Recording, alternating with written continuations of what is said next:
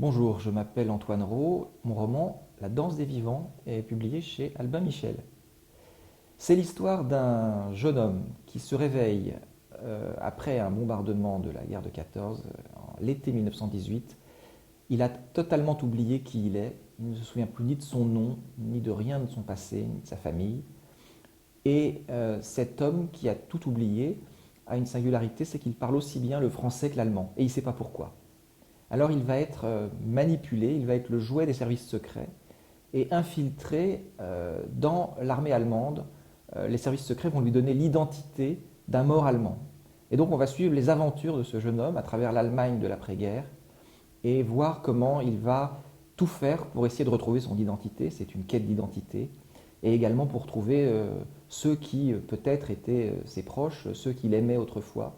Voilà, donc on va suivre les aventures de cet homme à travers une Europe déchirée, déchirée par les nationalismes, qui va vivre évidemment beaucoup d'aventures et de rebondissements. La rencontre avec les lecteurs et les libraires qui ont aimé le livre est évidemment le moment le plus satisfaisant et le plus touchant pour un auteur, mais certainement la gestation du livre, ce moment où on tâtonne et où on avance et où c'est difficile, où on souffre et où c'est douloureux, c'est tout de même le moment que je préfère, évidemment.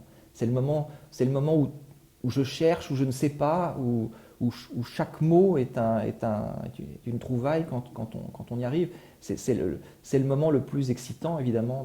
C'est pour ça qu'on est écrivain.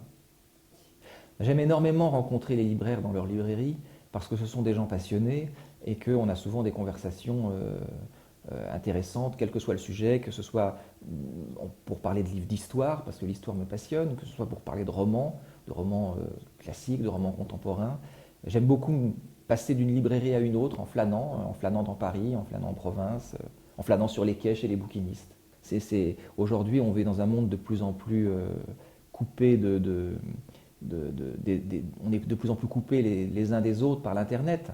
Et donc je trouve que heureusement les libraires en France réussissent à exister encore, même si c'est difficile, parce que sinon on n'aurait plus ce contact humain. On serait seulement derrière sa machine à essayer de tâtonner pour s'acheter des livres, ce qui serait très triste. Je connais le magazine Page des libraires que je trouve extrêmement beau, grand et bien illustré, et j'y trouve des idées de lecture. Le dernier numéro sur les polars m'a donné envie de lire. Voilà, c'est une source d'inspiration vivante et chaleureuse, très bien faite.